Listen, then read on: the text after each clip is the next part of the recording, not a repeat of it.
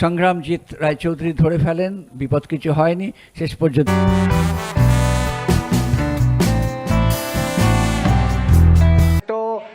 যাওয়ার চেষ্টা, কিন্তু এক্ষেত্রে কিন্তু বল চলে গেল গোলরক্ষকের কাছে।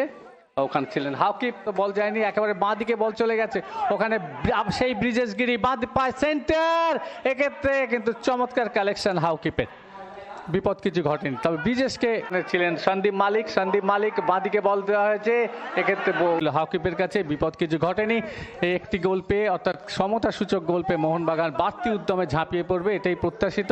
অন্যবার বল চলে এলো মাঝ মাঠে, ব্যাকপাস, লম্বা ব্যাকপাস, গোলরক্ষক কিন্তু এগিয়ে গেছিলেন, কিন্তু এক্ষেত্রে হাউকিপ এগিয়ে গেলেও কিন্তু বিপদ কিছু ঘটেনি।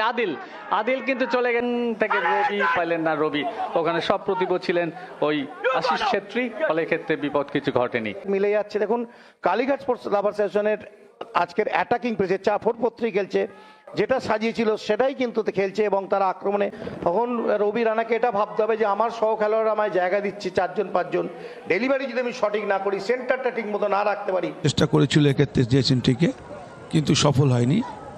গোলরক্ষক হাউকিপ মণিপুরের ছেলে, অনেক থেকে কিন্তু ইস্টবেঙ্গলের বাঁ দিকটা অনেক জমাট বেঁধেছে।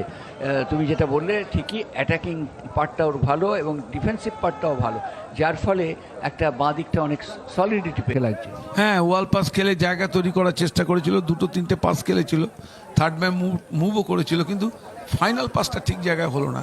ইস্টবেঙ্গলের চেষ্টা, দুই দলই চাইবে কাঙ্ক্ষিত 3 পয়েন্ট তুলে নিয়ে ওপরের দিকের রাউন্ডে উপরের দিকে উঠে যাওয়ার জন্য, কিন্তু ঠিকঠাকভাবে হেড করার আগেই চলে গেল পার্শ্বরেখা অতিক্রম করে goal line, goal kick, the favour of Kali. খেলোয়াড় পরিবর্তন হচ্ছে,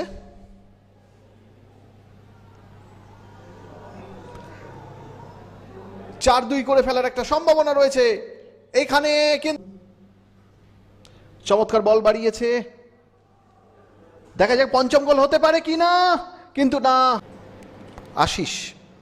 আশিস থেকে হাউকিপ